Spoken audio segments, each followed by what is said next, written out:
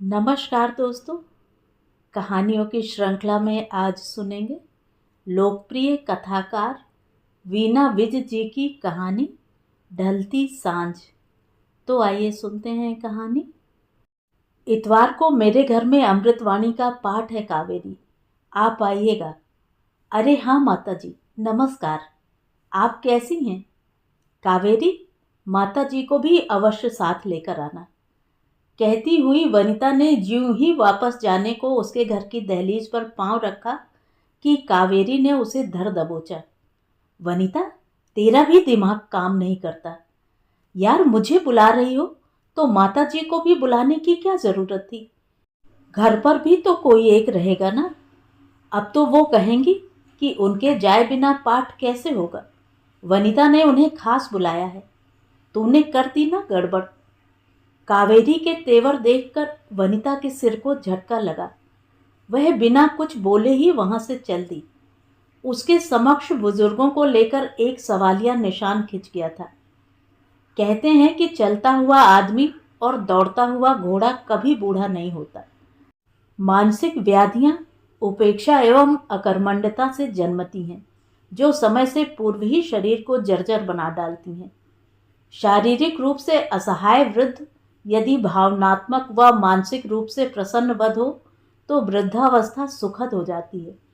शास्त्रों के अनुसार व्यक्ति का जीवन 110 वर्ष तक होना चाहिए। Guinness book of world record में दर्ज है कि नॉर्वे का एक व्यक्ति 146 वर्ष तक जिया। जापान में तो 100 वर्ष से अधिक आयु भोगने वाले तकरीबन 2000 व्यक्ति हैं। वहां लंबी आयु का मूल कारण है उनकी व्यस्त दिनचर्या, नहीं तो बुढ़ापा व बीमारी एक दूसरे के पूरक माने जाते हैं। किसी भी रुग्ण वृद्ध से यदि स्नेह युक्त दो बोल कोई बोल दे तो बहते को तिनके का सहारा मिल जाता है। कावेरी का अपनी सास के प्रति व्यवहार वनिता के दिल को कचोट रहा था। सुनियोजित प्लानिंग करके वो अपनी सास को उसके घर पाठ पे ला सकती थी। अदृश्य भविष्य अपनी ओर इंगित करता शायद उसे दिखाई नहीं दे रहा था। रिटायर्ड कर्नल मेहरा की बहू रीना के पास एक ही टॉपिक है बात करने को कि जब भी हमारे दोस्त विजिट करने आते हैं, इनके डैडी बीच में आकर बैठ जाते हैं और किसी ना किसी बहाने अपनी बीती दास्तानें सुनाकर सबको बोर करते रहते हैं। उधर प्रतिमा को गिला है कि उसकी सास उसकी सहेलियों को जब देखो बीच में आकर बिन मांगे सलाह देने लग जाती है। अब वे उसके घर आने से कतराती हैं। सो गौर करने की बात है कि समाज में पीठ पीछे खुलेआम उनकी खिल्ली उड़ाने की अपेक्षा यदि घर में उनके पास बैठकर उन्हें प्यार से समझा दिया जाए तो कोई भी बुजुर्ग अपने बच्चों की हेठी नहीं होने देंगे। जरूरत है तो सिर्फ स्नेहपूर्ण व्यवहार की। आज के बदलते युग में बुजुर्गों के समक्ष सबसे भयानक चिंता है असुरक्षा की भावना। आज की युवा पीढ़ी का अपने माता पिता एवं परिवार के प्रति बेरुखी का रवैया देखते हुए यह स्वाभाविक भी है। सकल परिवार का बहिष्कार और एकल परिवार का चलन बुजुर्गों के लिए खतरे की घंटी बजा रहा है। प्राचीन समय में लोग अपने बुढ़ापे के लिए धन संचित इसलिए करते थे कि बुढ़ापे में इसी धन के लालच में उनके बेटे बहू उनकी सेवा शुश्रूषा करेंगे। धन तो आज भी संचित करते हैं बुजुर्ग, लेकिन उद्देश्य भिन्न है। आज बुढ़ापे में वे किसी के आगे हाथ नहीं फैलाना चाहते। अपने इलाज के लिए व सेवा के लिए नौकर आया नर्स किसी का भी प्रबंध वे स्वयं कर सकते हैं। आज किसी भी बच्चे के पास समय नहीं है। समय के साथ साथ सेवा की भावना, हिम्मत, धैर्य, इच्छा, नियत कुछ भी नहीं है। ज्यादा से ज्यादा वे एक बार आकर उनका हाल पूछने की औपचारिकता अवश्य निभा जाते हैं और वे इसी से धन्य हो जाते हैं। मोह का बंधन है आखिर। अधिकतर देखने में आता है कि न जाने क्यों स्त्रियों ने ही दीर्घ आयु भोगने का ठेका लिया हुआ है। तभी तो पति लोग अपने मरणोपरांत भी उनकी सुरक्षा हेतु अपना घर, जमीन आदि उनके नाम कर जाते हैं। मानो भाभी खटखटाकर उन्हें सचेत करती है कि वे बच्चों से कोई उम्मीद न रखें। उनके न रहने पर पत्नी के सिर पर कम से कम छत तो कायम रहेगी। 7 फेरों के बंधन में बंधे वे अपने उत्तरदायित्व तो मरने के पश्चात भी निभाते हैं। फिर भी बुजुर्गों को एकाकीपन बहुत कचोटता है। एक दिन पारो आंटी मिली। उनकी बातें सुनकर विनीता का मन भर आया। वो तो पके फोड़े सी फूटी थी। बेटी, जिस घर को तिनका तिनका जोड़कर बनाया, जिस घर पर राज किया, देवर ननंद ब्याहे, जहां हमेशा रौनक रहती थी, आज उसी घर में एक बेजान वस्तु सी पड़ी रहना भी कोई जीना है? कोई नहीं पूछता। सबके बेडरूम ऊपर हैं। समय ही नहीं है किसी के पास। वैसे मांगने से तो मौत नहीं मिलती, फिर भी ऊपर वाले से रोज मौत मांगती हूँ। काश तेरे अंकल के साथ भगवान मुझे भी उठा लेता। और उनके आंसू ढलान पर बेरोक बहने लगे।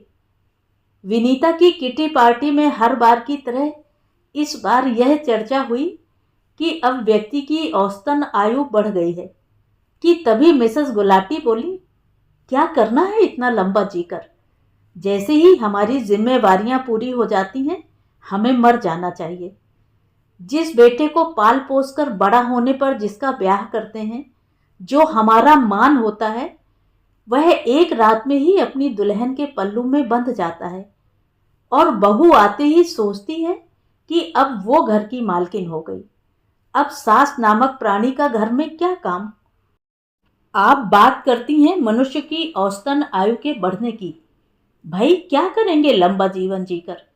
इस जिल्लत भरी जिंदगी से जहां हर दिन मरते हैं, तो मौत ही अच्छी। वो तो ऐसी बिफरी थी जैसे किसी ने चिकोटी काट ली हो। सारा माहौल गांभीर्य से ढक गया कि तभी आशा जी ने भी कुछ कहे विचार सामने रखे तो सबको जैसे सांप सूंघ गया। वे बोली, मैं तो दिन रात ईश्वर के समक्ष हाथ जोड़ती हूँ कि हे प्रभु, मेरे पति को मुझसे पहले उठा लेना, नहीं तो मेरे बाद उनको तो कोई पानी का गिलास भी नहीं पूछने वाला।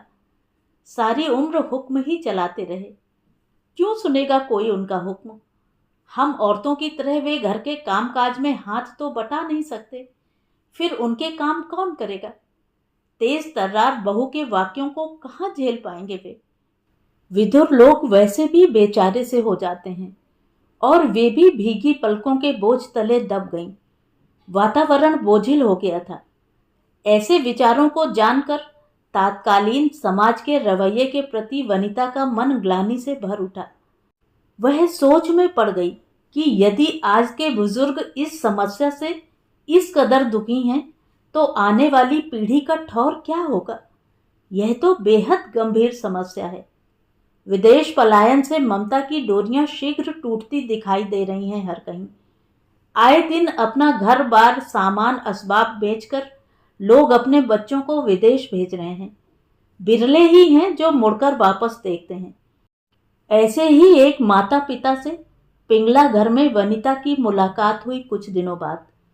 उनकी अकेली औलाद, उनके इकलौते बेटे ने विदेश पहुंचकर कुछ महीने तो पैसे भेजे, परंतु अब सालों से उसका कोई अता पता नहीं था। वे बेचारे तो अपना सब कुछ उसकी खातिर गिरवी रख चुके थे। अब उन्होंने पिंगला घर की शरण ली थी और यतीमों सी जिंदगी जी रहे थे। ऐसा बहुत परिवारों के साथ हो रहा है। कई विधवा माताएं अपने बच्चों को उनके उज्जवल व सुनहरे भविष्य की खातिर उन्हें विदेश भेजकर स्वयं घर में अकेली जीवन को ढो रही हैं कि उनके बच्चे उन्हें भी वहां बुला लेंगे। यह बात और है कि बच्चे उन्हें बुलाते तो हैं, पर विदेश के दर्शन करा के और 4 दिनों की चांदनी दिखाकर पुनः एकाकी अंधेरे में छोड़ देते हैं। विदेशों में बुजुर्गों का इलाज बहुत महंगा है।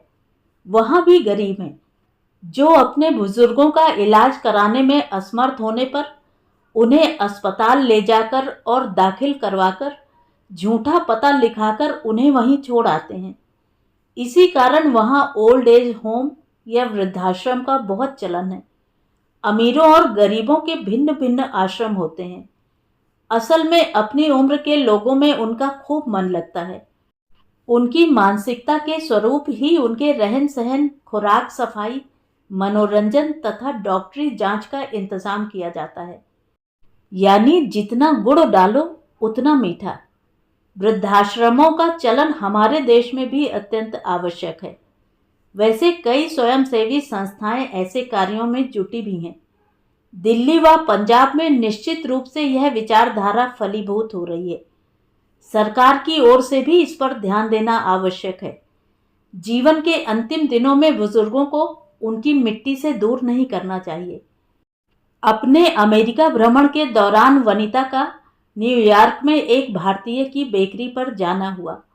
वहां दिल्ली की बात चली तो उनकी माताजी, जो दुकान के बाहर सड़क किनारे बैठी थी, ने सुना दिल्ली का नाम तो झट भीतर आकर याचना भरे स्वरों में बोली, बेटी, क्या तू मुझे अपने साथ दिल्ली ले चलेगी? वनिता ने हाँ में सिर हिला दिया। दुकान की मालकिन उनकी बेटी थी। उसने वनिता को अंग्रेजी में बताया कि अभी माँ की वापसी का टिकट अगले महीने का है, लेकिन ये हर दिन वापस जाने की रट लगाए रहती हैं। स्टोर के बाहर सड़क किनारे बैठी लोगों से पंजाबी में विनती करती रहती हैं कि कोई इन्हें हिंदुस्तान ले चले। उनकी दयनीय दशा देखकर हर कोई उन पर तरस खाता था। वनिता हतप्रभ रह गई।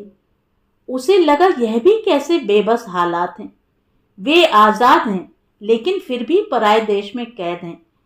एक माँ को अपनी बेटी नहीं, वरन अपने वतन की मिट्टी की गंध चाहिए। वह अपने पड़ोसियों, रिश्तेदारों और हमजोलियों के लिए तड़प रही है। वतन में नवरात्रे, दशहरा और दिवाली के त्योहारों के दिन आ रहे हैं। वो बेचैन है सब मनाने के लिए। वनिता की आंखें नम हो आईं। यह भी कैसे मजबूरी हालात थे। शारीरिक एवं मानसिक व्याधियां शरीर को जर्जर कर देती हैं। दो मीठे बोल व सहानुभूति के कुछ शब्द बूढ़े व्यक्ति के जीवन को खुशी से भर देते हैं। धन्य है वो औलाद जो अपने बूढ़े माता पिता को पूरा सम्मान देते व दिन रात उनकी सेवा करते हैं। किस्मत वाले हैं वे बुजुर्ग जिनको परिवार में यथोचित आदर सत्कार मिलता है व जिन्हें बड़प्पन का एहसास करवाया जाता है। हम सभी को जीवन की सांझ आती तो दिखाई देती है, लेकिन जब वो सांझ ढलने लगती है तो बाहें फैलाए सामने अंधकार बढ़ता भी दिखाई देता है। उस अंधियारी खोह का अंधेरा अप्रत्याशित लंबा हो जाता है, जो नैराश्यपूर्ण होता है। यदि वहां रोशनी की एक हल्की किरण दिखाई दे जाए तो उस अंधकार से डर नहीं लगेगा, ना ही निराशा घेरेगी, बल्कि उसमें जिया जा सकता है अंतिम पल तक। इस आधुनिक प्रगतिशील युग में आज के बच्चों को ही तय करना है कि अपने बुजुर्गों की ढलती सांझ को वे कैसे सुनहरी सांझ बनाते हैं। तो ये थी कहानी। कहानी आपको कैसी लगी कमेंट करके ज़रूर बताएं। और अगर मेरे द्वारा सुनाई हुई कहानियाँ आपको अच्छी लगती हैं और आप मेरे चैनल पर पहली बार आए हैं तो चैनल को सब्सक्राइब ज़रूर करें, लाइक करें और अपने दोस्तों और परिचितों में शेयर भी करें। बेल आइकन दबाना बिल्कुल भी ना भूलें। धन्यवाद।